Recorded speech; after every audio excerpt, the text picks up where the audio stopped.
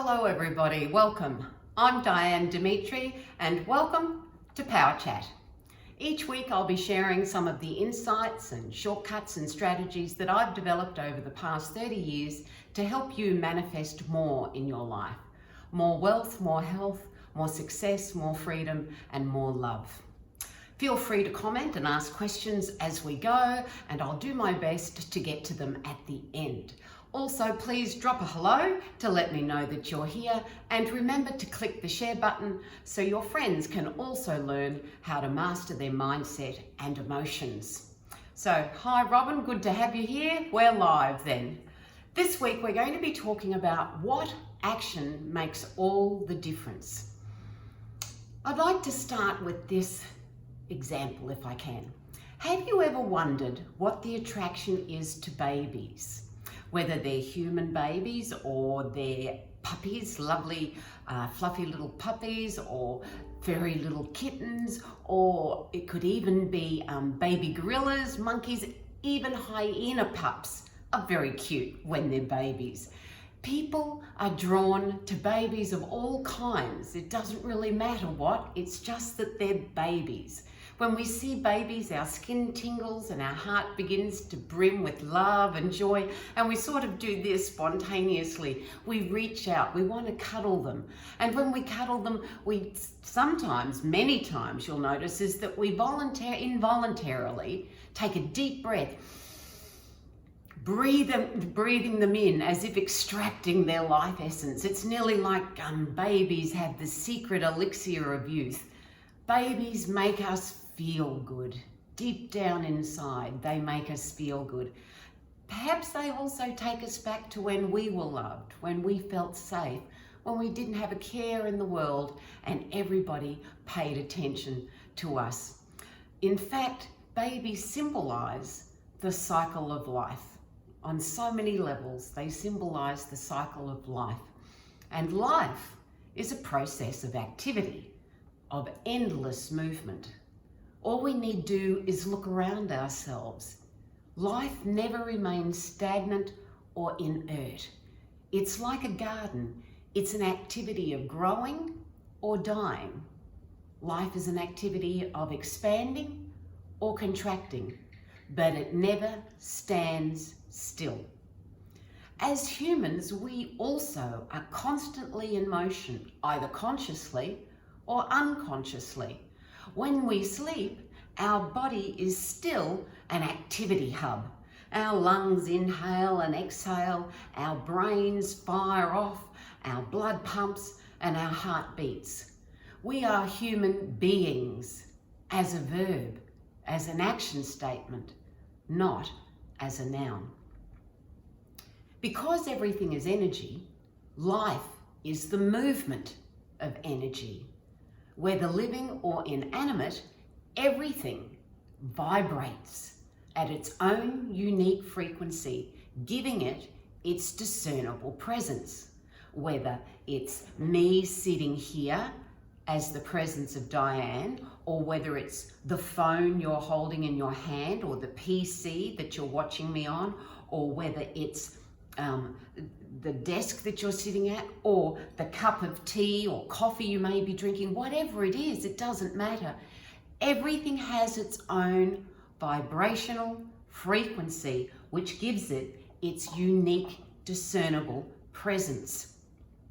As human beings, we are vibrational transmitters, sending and receiving energetic frequencies. We are broadcasting in every moment of our experience, every moment.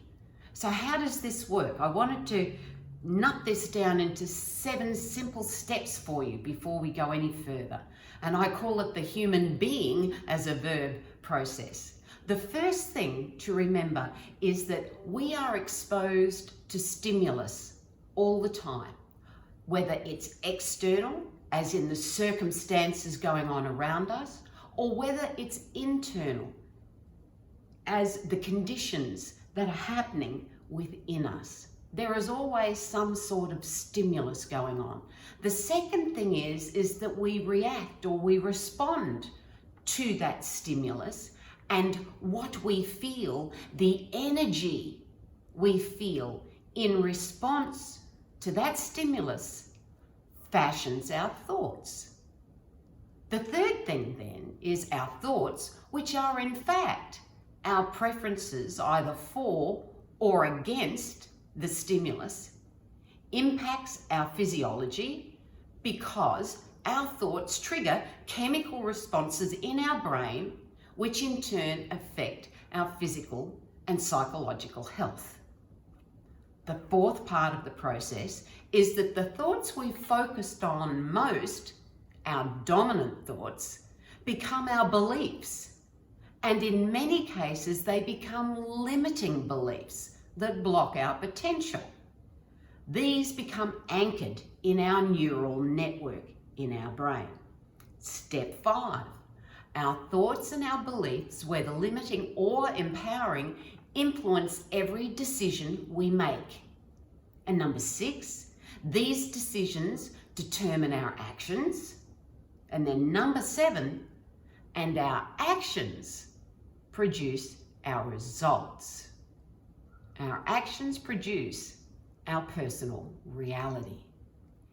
It really is that simple. So, what is the one action that can make all the difference in our lives? What action can we take that will keep us in a state of growth and expansion, in alignment with our higher state of being as a verb, so that we can live a life that truly matters and manifests our dreams?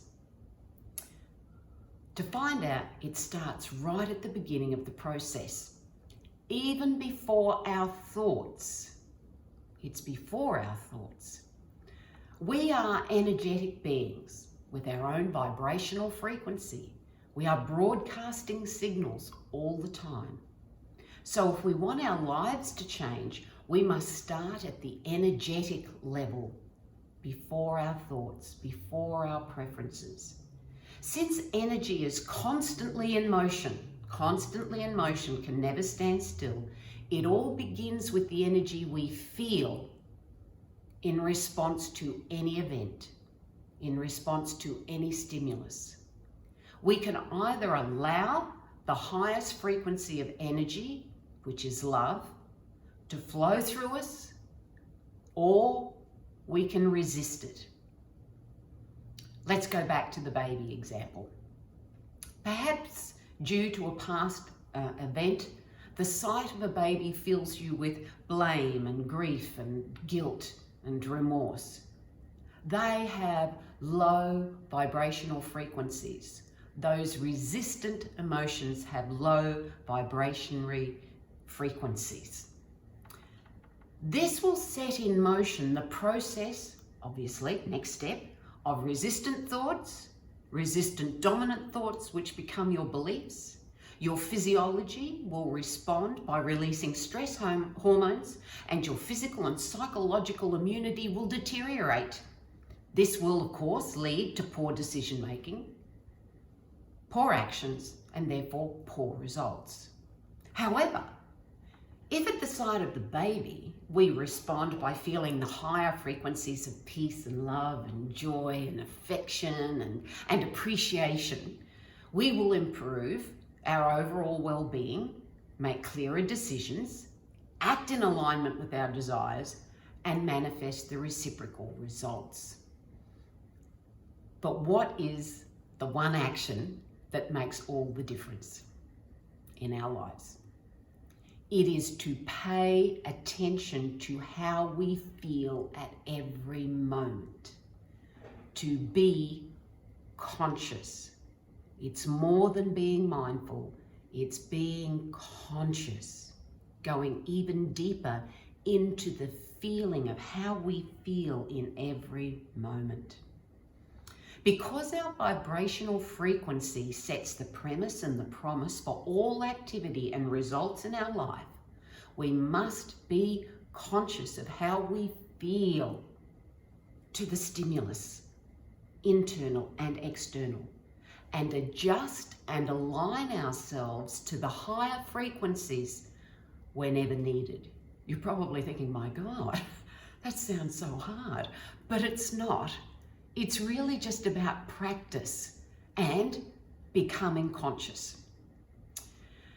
This adjustment and alignment are probably hardest when dealing with the loss of a loved one. Now, you probably already know there are 5 stages of grief. There's denial, there's anger, there's bargaining, there's depression, and hopefully, finally, there's acceptance. What I'm suggesting to you is that in loss, feel love. Bear with me here a bit. In grief, feel gratitude. In anger, feel peace. Now, if you can't feel that higher frequency of energy straight away, feel relief. Reach for a feeling that isn't as resisted. Reach for a feeling that gives you relief. And you'll know that feeling because normally it's associated by a physiological response of So, for example, I really had to put this whole truth into practice recently when my 14-year-old dog passed away. Now, I have never had children of my own, so that dog was like my child. And it was like losing a teenager. Even though you know it's coming or whatever, for me, that's how it felt. And every moment, and even now, I have to feel for a feeling of relief rather than the grief, rather than the loss, rather than wanting to bawl my eyes out. Because the longer I stay in those lower vibrational frequencies, the more I ingrain a neurological loop in my brain that does not empower or support the manifestation of my dreams, because only the higher frequencies will do that. I'm not saying not to feel the emotion of grief or loss or have a jolly good sob, but what I am saying is reach for a feeling that is not as resisted to the flow of love, to the flow of peace, to the flow of gratitude and appreciation. So in loss, feel love. Love for the person or the pet or whatever it is that you may have lost. Feel love. Shift that vibrational frequency up. In grief, feel gratitude. Gratitude that that one came into your life and gave you such love and adoration and such a wonderful experience. In anger, oh boy, we can get angry and we can get frustrated. In that moment, feel peace. If you can't feel peace, reach for a feeling that is not as strongly resisted as anger. This is how we make change in our lives.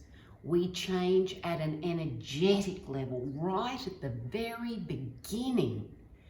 We must be conscious of the repeated neurological loop we lay down. We lay them down every time with our feelings. Consider, what are the neurological loops you've laid down? Look back at the feelings, at the emotions, at the resisted emotions that you trigger up time and time and time again, because that's where it starts and that will be your reality. So we must be conscious of the repeated neurological loops we lay down and pivot. I know pivot was the word for 2020, but pivot to the feeling, to the frequency, and then to the thoughts of what we do want. So be conscious and then pivot to the feeling, those higher feelings, to the frequency and to the thoughts of what we do want. The more we stay aligned with this heightened sense of consciousness, because that's what it is, the more our brain triggers gamma waves. And gamma waves have been scientifically proven to actually heighten and increase healing. They are associated with inspiration and overall health and well-being. That's where we want to live. That's where we want our brain waves to be all the time, in that gamma wave, up there with heightened consciousness. And it's from that space that we can solve all of our challenges and that we can manifest our dreams. It's all about the energy. It always is.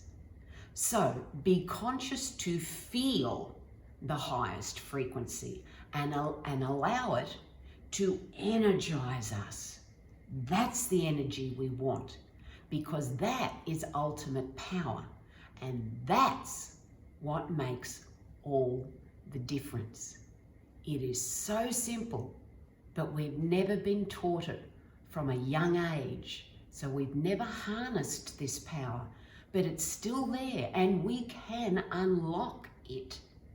We just need to be more conscious, and when we feel resisted to the flow of love and peace and joy and appreciation, that's when we go, I'm pivoting and I am going to reach for a feeling that makes me feel good.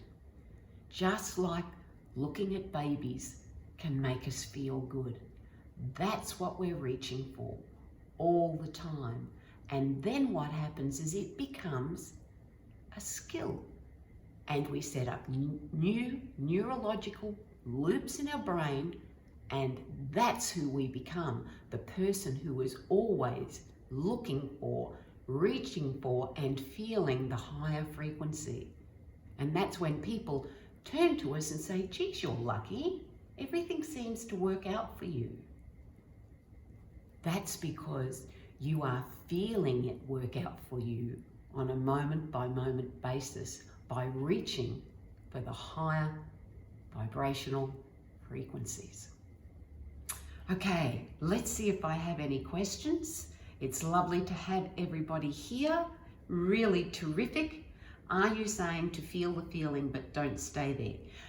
If you are sad, yes. I know where you're coming from, Tracy. If you are in the grief, if you are in the loss, yes, feel the feeling, but don't stay there. Don't stay there. Don't let it keep coming up and it's sort of grabbing you. So there is that fine line, and it's interesting. I have discovered that the more I adjust and align and reach for a feeling that isn't associated, for instance, with grief, with the passing of Coco, and I go, no, that's not the truth of me. That is just resistance to the flow of love, the less I am affected by what appears to be the human perspective of grief. So again, it's about shifting perspective. I'm not saying to anybody, suppress the feeling. I am saying to reach for a feeling that isn't as intensely resisted to love, so that you reach for a slightly less resisted feeling. So rather than great grieving loss, you reach for a feeling of relief and you go, okay, it's okay. And then allow more love. It is a skill and it is a shift of perspective. It really is a shift of perspective. I have a feeling that over time, that as human beings, we will become more conscious of the deeper vibrational play here that is going on. I think we're only just touching the tip of the iceberg at the moment. Yes, gratitude can be felt in any situation. Correct. So in grief, gratitude. It can certainly help move through, and it makes that shift. And then you're there, you're up. And so your brain then starts to stop giving you stress hormones and starts giving you all those lovely things like oxytocin and endorphins, and then off we go, and you're on a different neural loop. So understanding that the experience isn't loss but transition. Yes, absolutely. Absolutely. And that's why I always go back to the original statement that I preface everything with, is that for us to move through and make personal transformation, we must always look at one very important question and answer that question. Who am I? Until we are clear on how we identify ourselves in this thing called life, everything else becomes just a knee-jerk reaction here. Try something new there. Let's see if I can do this. And that's what I wrote about today when I posted about tonight. We are bombarded by information when we're seeking personal transformation. And personal transformation must always start within and how we identify ourselves. And that's why I always come back to the basic premise that Einstein said. Everything is energy. Match the frequency of the reality you want, and you cannot help but get that reality. This is physics. It is not philosophy. And that's what it comes down to. Once we actually clarify our self-identity as energetic beings having a human experience, everything shifts for us. It all changes because we are no longer at the whim or the mercy of circumstances and conditions. We literally understand that we are the masters of our destiny through our energetic vibrational signals that we're constantly broadcasting. So everything is transition, not just what appears to be death, but everything is transition, because everything is changing moment by moment by moment. Nothing stands still. So life is the movement of transition. Our breath is the movement of transition. Our blood is in transition. Everything is in transition. So the idea that we actually lose someone or something that we love is purely a limited human perspective, where we actually identify ourselves with being flesh and blood rather than being energy in this presence. It feels at times a far leap, but the more we contemplate and the more we reach for our self-actualization and our self-realization, and we start to feel the energy of this, we will immediately, through our actions, demonstrate results in our reality that show us that we're on the right track. So it's really up to each of us to explore our internal world, to engage with our being, to engage with our intuition, to engage with our inner resources, and take the journey and keep being willing to see things brand new. And that's being conscious. And that's when we get to feel the higher frequencies and allow it to energize us. And that's why when I teach my master mindset method, I talk about we have to engage with our inner resources, empower ourselves with certainty, clarity, and confidence, and then energize ourselves. And that's how this transition, this process works. Okay, I love the concept of being an energetic being having a human experience. Yes. And as you start to internalize that and look for omens in your reality to prove that, the evidence will come thick and fast. It will come thick and fast to you, I can guarantee it. Because understanding we are energy means our ways of manifesting are limitless, absolutely. And if you consider that wherever you are at the moment, consider your life at the moment, consider your reality. Now, you are an energetic being. That reality is yours. You have created that through your vibrational resonance. Whatever's going on, you've created through your vibrational resonance. That is magic. So don't judge your reality. Whatever you do, don't go into, oh, but it's not as good as I like. Bingo! It never will be. Because you are feeling lack. Come back and feel a non-resisted feeling and go, look at what I have created through my vibrational resonance. Isn't this great? Then life becomes a bit of a game.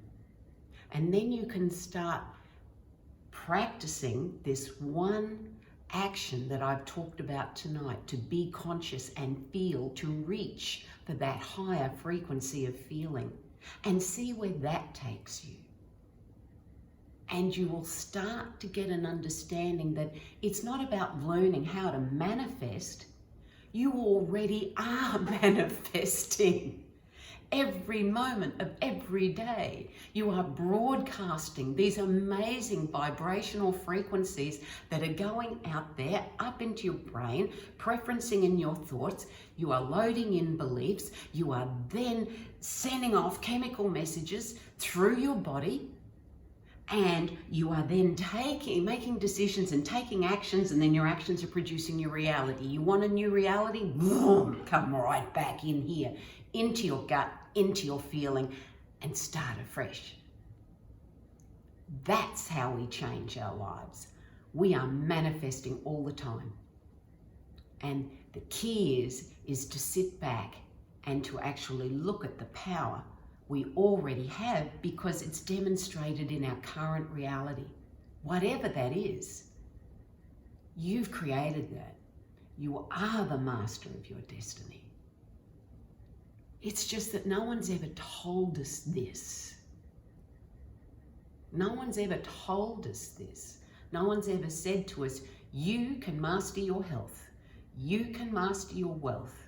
You can master your relationships and your career and your business. And it all comes back to one simple thing, that we are energetic beings having a human experience. If we want that human experience to be more, all we have to do is to elevate, raise, lift, whatever the word is for you, to actually reach for and feel those higher vibrational frequencies of love, peace, joy, gratitude, appreciation, affection, all of that. Spontaneity, playfulness. And that's why babies turn us on so much, normally, because they represent that unresisted package of energy before everything else gets loaded in. Okay, right. Well, there we are. I don't have any more questions. Thank you very much for joining us tonight. It's been great having you all here. If you liked this video, please, you can watch more episodes on my YouTube channel. Just put in Diane 𝑾𝒉𝒂𝒕 on YouTube. You can learn more at my website at dianedemetri.com or at mastermindset.com.au. You can read more in my book here, and you can get free copies of this on my website, either website. And that's basically it for this week. It's so wonderful to have you here. I look forward to having you here again next week. Thank you once again. May you this week feel those higher frequencies of energy and reach for a feeling of relief if you can't quite get there. Thank you very much, everybody. I'll see you next week. Bye-bye.